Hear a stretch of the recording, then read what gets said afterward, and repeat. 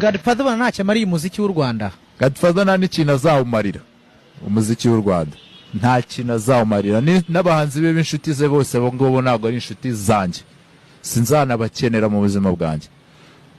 I was not supposed to talk about him. Godfather ntabwo namuvugaho ibintu birenze cyane, ariko nanone guca agasuzuguro biremewe. I have this power. Ntabwo ndasobanukirwa neza ikintu amariye urubyiruko usibye kwerekana defo za buri muntu mu rubyiruko muri societe. We yaragucunze yakwerekane defo zawe, ariko ibyiza bivugwa gakeya. Simbizi nimba ari umuco wateye, nimba ari umuco wahozeho. Nje ntabwo ndi wa kera cyane. Nimba ari wahozeho na urwanya, nimba ari wateye ntabwo nawushyigikira. Icyambere Godfather ntago ikintu amariye societe gikenewe, akimariye ku giti cye n'inshuti ze, wenda nimba agira n'umuryango. Ariko noneho in my house, hamwe bita muri hip hop, ntago tujya tumubara mu buzima. We don't take him nk'umuntu uvuga ibintu biri personal, kubera ko he always triggers somebody. Buri munsi abashaka aho umuntu uko avuga nabi, buri munsi nkuko byambayeho, buri munsi arashaka undi munsi undi mu rapper nawe abimubeho gutyo n'ibindi. Ashobora kunyishyura se cya gatatu cyatuma twiyunga.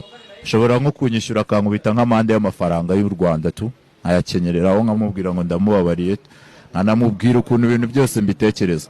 Kuko he nobody do, buriya nta n'ikintu na kimwe aricyo na kimwe mu buzima bw'abanyarwanda no mu buzima bw'abahanzi.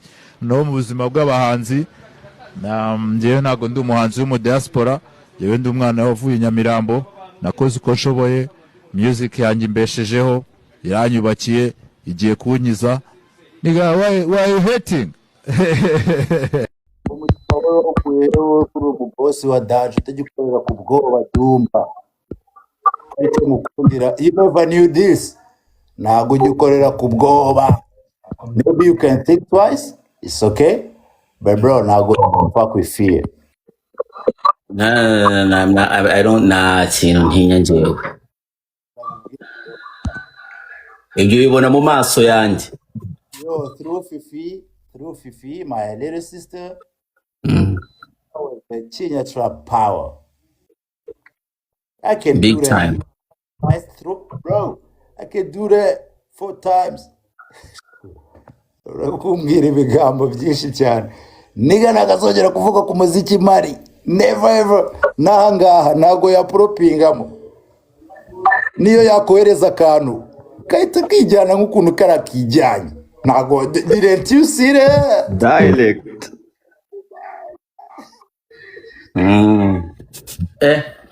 Man, iramuji no muji nzi neza bro. I'm about to put up in Canada. Don't you know that? Ahubwo uriya muji no muji wa fake here, not no fake IDs, fake names, fake even to the internet, fake face, fake profile. What the fuck is that? Bana niyo no kwambara costume yishura usura wambare basi ski mask. Amafaranga arahari yo kuyigura. Ski mask irahenda bi. Ariko sometimes ajya yambara kaza kuri tele.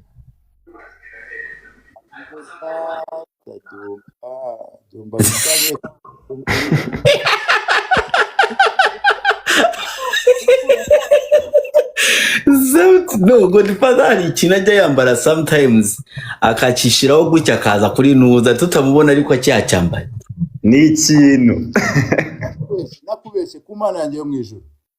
N'ikiganza cye bari abakobwa bavugana nawe bakibonye. Uwo munsi nyine amagaragambye niga najya yoga man. Oya ariko retse ibyo ngibyo bizi gute. Aya ndwara y'abaned man, kandi twe turi rwabishingwe papa.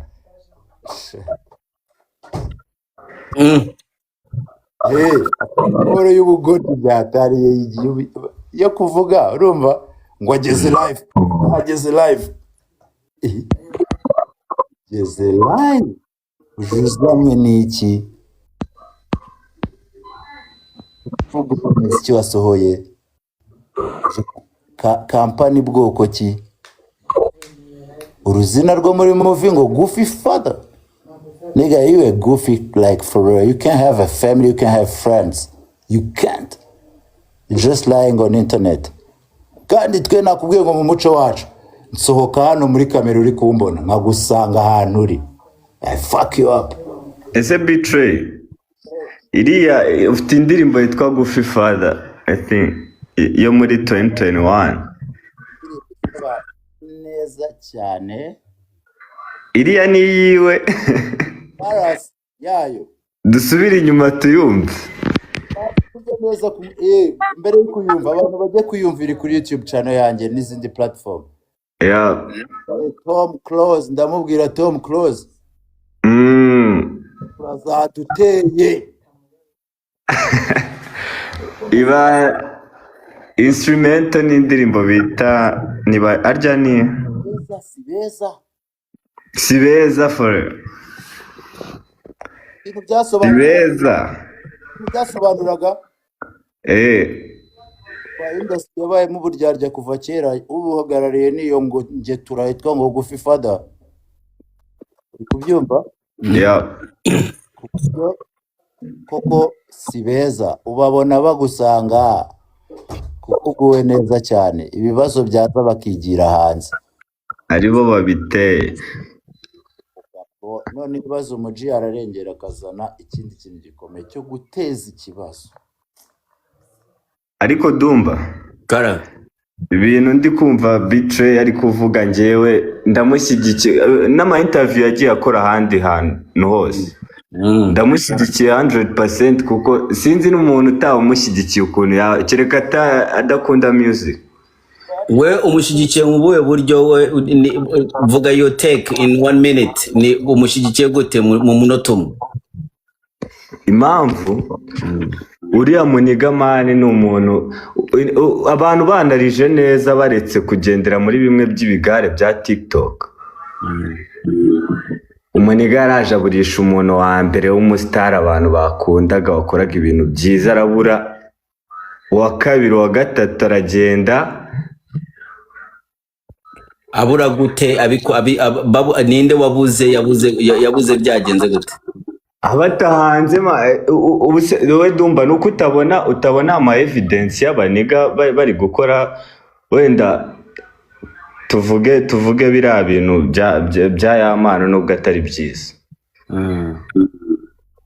Ari ama evidence wakemera kaca kuri platform yawe kugira ngo agere ku banyarwanda bose. We murambaza? Yego. Byagorana njyewe personally.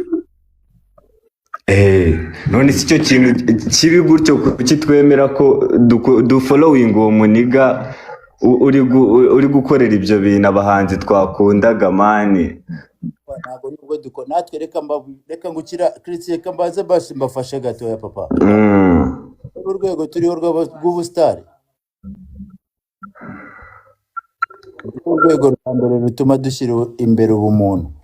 Icyo kigoryi cy'igicucu cy'amapengo n'ivata mu kanwa ntago kirasoma ijambo ryanditse muri arena president yatwubakiye ko you push the humanity ibintu byose wakora akubundi man humanity first bacemerera kuvugana n'abana b'abanyarwanda bro ubundi ngisi niba nkora iki man. I have a good catalog bro. I can stop from now. Icyo kiniga tugahangana.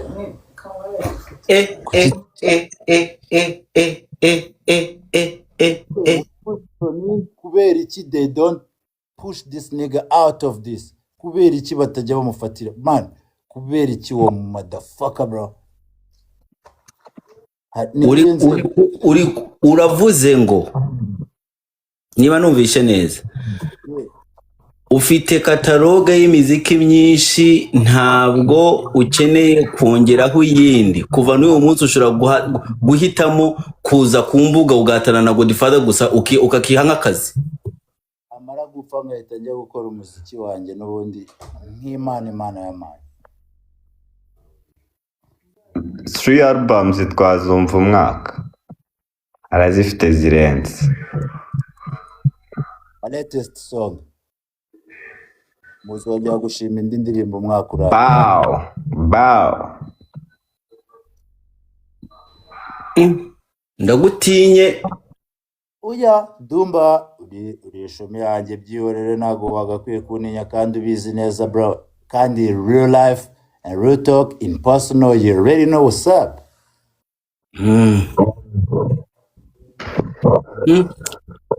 Uri ready yo gusacrificinga umuziki ukavuga ati ngiye kurwana. Universe ubwayo nayiciriye akarongo umunsi mba married noneho ibaza ko kana kakabwa kakana kisi ntabwo yaba umwana w'Imana nta muntu Imana yohereje muri ya kwisi.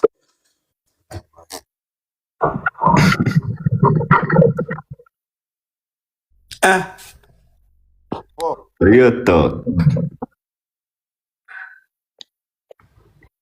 Uzi ikintu bagiye kuvuga bi? Uzi ikintu bagiye kuvuga? Bagiye kuvuga ko amagambo yose wavuze hano ngo wayavugishijwe urumogi.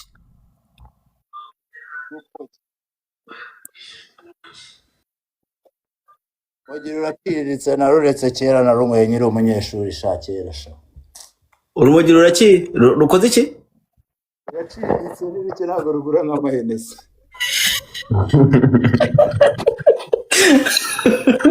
Urumogi rurakiriritse. I can't smoke with this bro. Ntabwo ushobora gusumokinga n'izo boro? This is permanent. No fucking way. Bro, I woke up like this, G. I sleep like this. I kiss my wife like this. Wait there. Maniga ni umusitari man, maniga ni umuropa man, kuki ntabwo nashobora kubaho mu Rwanda uwo muntu agira.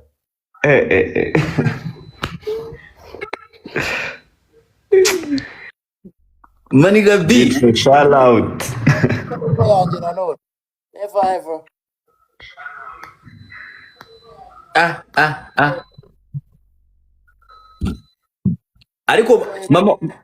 Ariko mama w'abana ameze neza. Yanga intambara, yanga ingetura. Mama w'abana yanga intambara. Mama w'abana yatumye abasikera bangirira ishyari. Kubera guma kubwira ati ceceka.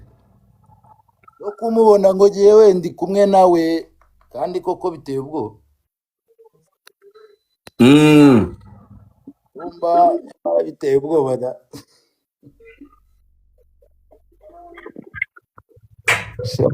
Umunsi umwe reka ngutera agastori keza abana. Yeah. Godfather yigeze kwiyongoza. Sibyo bro. Nashyuha mu bintu byatari. Ibariza umukuze wanjye udakora umuziki ndamubaza ariko manu ujya wumva bino biboro. Ase bo wumva miki?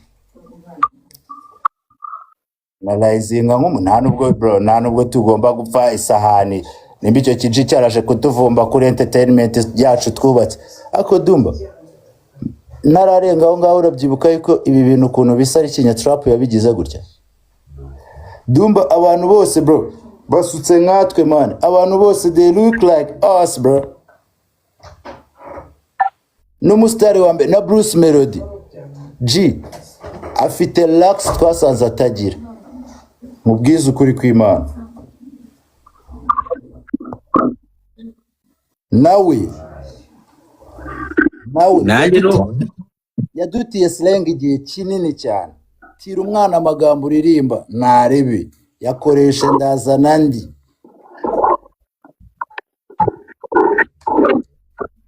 nimuzongere kudusha kuko tubana n'imiryango yacu twanasezeranye nayo nimuzongere gukora ikosa ngo mubabana mu mitwe Dombo ujye ubaburira urabizi ko ndi anko w'abana bawe kugira ngo ubyemere bro I worked for it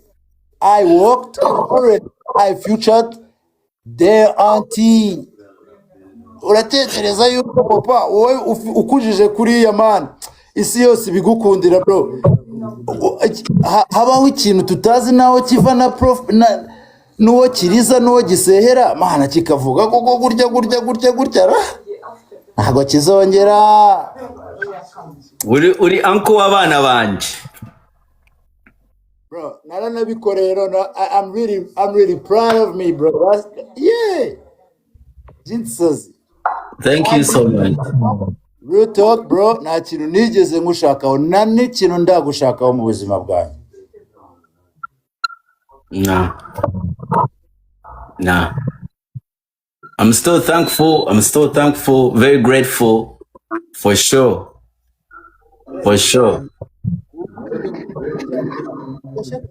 Bro. We were nice kids. Cyane. So, nigga B, ariko nta kintu Godfather yakora mu kumvikana mugagenda kuri ntuza nziza. Nibibe mama nta kintu mwakwicara hasi mukavuga ati ukamubwira ati iki mugahita mwumvikana amakimbirana akavaho. Cyangwa ugiye gukora iyindi ndirimbo ya gatatu. Kirango nkwemeze neza karirimbo yagarutsemo kanje kaheruka naka intro kisama.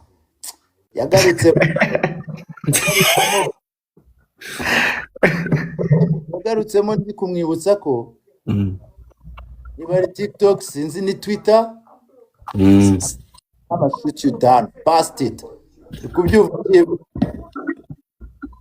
How was the point? Naramubwiye nigga warahunze wavuye Twitter utaje itikurikuriye TikTok. I will find you there.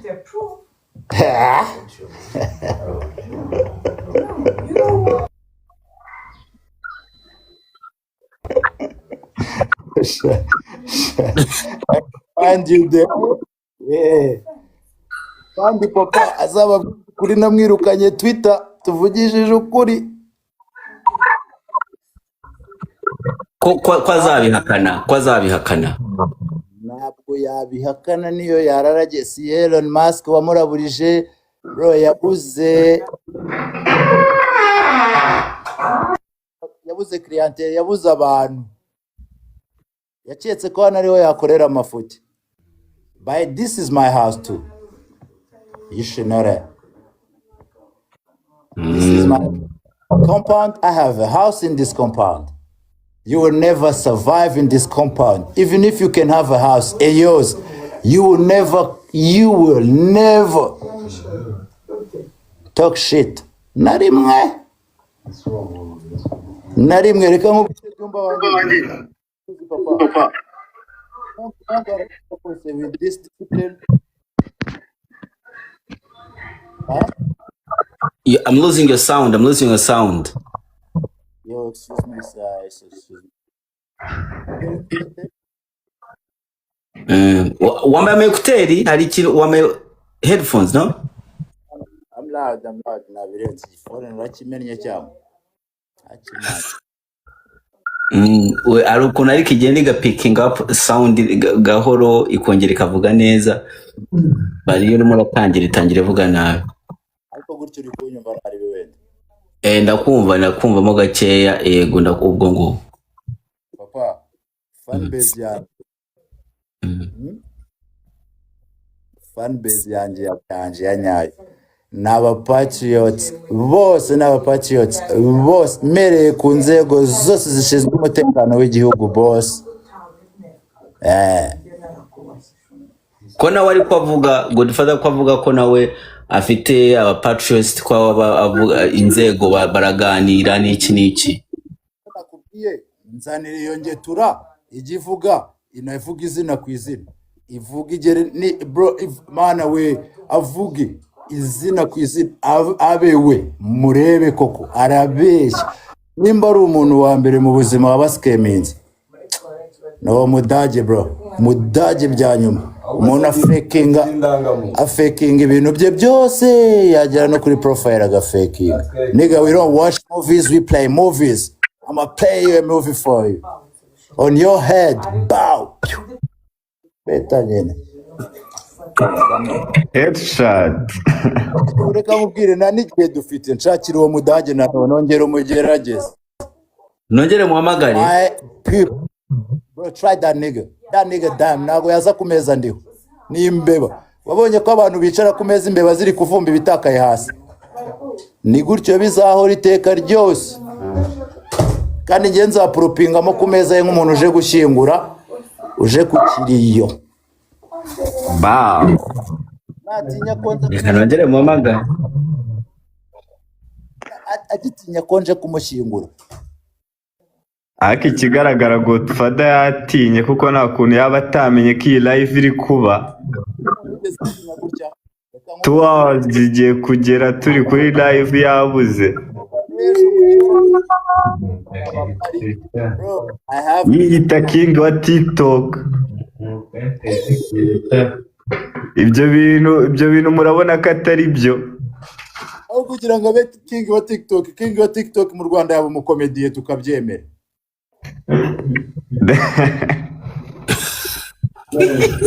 ko Bthrey ko bimubabaza cyane ngo ahantu Godfather yakoze Bthrey nawe simazi. Nshobora kwicara ku meza. Oya irarira hasi ipaka irabigogera ibitegereze mpaka ni gutyo bizahora. ariko Bthrey ibintu byose ukoze nta kibazo ndakumva numva aho uturuka ariko hari ikosa rimwe ukoze. Ikosa nuko uzibiye inzira Bushido kubera Bushido yazaga kwa Godfather bakamuha amacoin. Ubazagaruka gute kubyangije Godfather tamakoye je indi kuri live na Bthrey arimo arakatira Godfather nawe aragukatiye byataye. Agateze gute kandi Bthrey mwemera mwana Uramwemera ariko aragukatiye kubera ibintu wakoreye Bushari. ya Bushari no muvandimwe Bushari tunafitanye kona bomani nuko tutari Vayo live gakeya uvugane nayo ibyo bimubwiye. Ndi kuri live wanje ko abantu bambwiye abantu baramwe mu Bthrey no barambaga na muteze ntago bibaho. Oya vayo yifunguze hano. Yifunguze hano.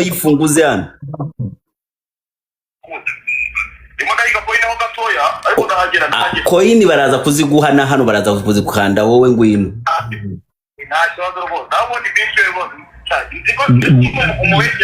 Bthrey afite uburakare je. Bthrey ararakaye.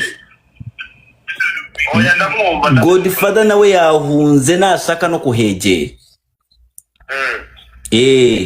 Arimo aravuga amagambo aruta na ya Bushari. Vayo wapfuye.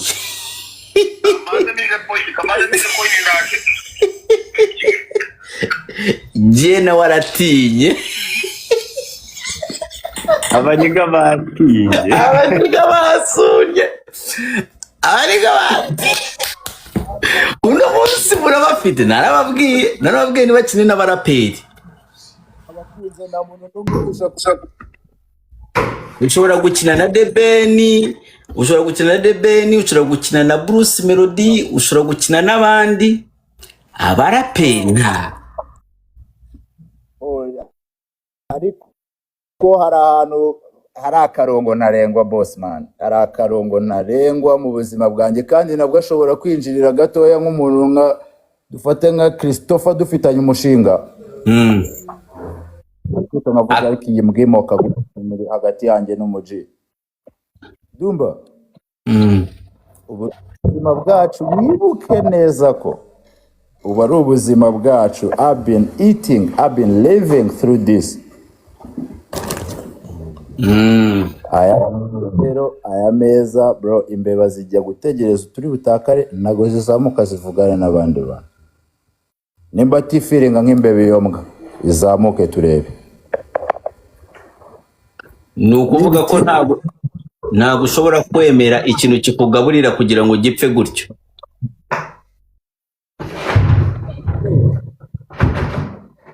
Yuko uyu muziki tuwuzamo mama wabagamo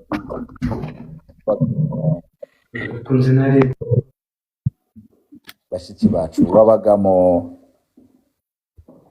ntabwo wari umuziki w'isi man, si ubibona? Barawufashe bawugira umuziki nyarwanda ariko mubi, ntabwo bawugize umuziki nyarwanda gusa mubi.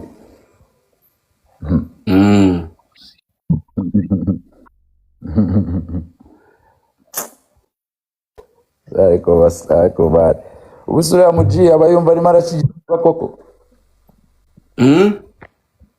abayumva abantu barimo baramuvugiriza induru barimo bari kumushyigikira, bamuse impamvu utazamubona isura ye bamuseti ikintu bazatuma baba bagome, baba bagambanyi, baba babigiki kikishyira imbere nyine ngo gikora ko kazi kirahakwiye. Niga nta magaru hari bimuradandaza naye hano nta n'umugabo wagukunda nawe ko kapuse nega kakagori yafunguye ngo imiryango ya live yiwe yafunka turebe, yafunguye. tugerereyo tugendeyo, tugende tugeyo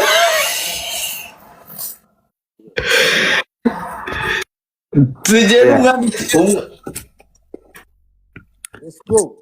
tujye dukubita umuntu umwaka wa mu gitondo bro. ujye muri comment wandika ati nzamura for sure. Nkanda Bthrey, follow me please.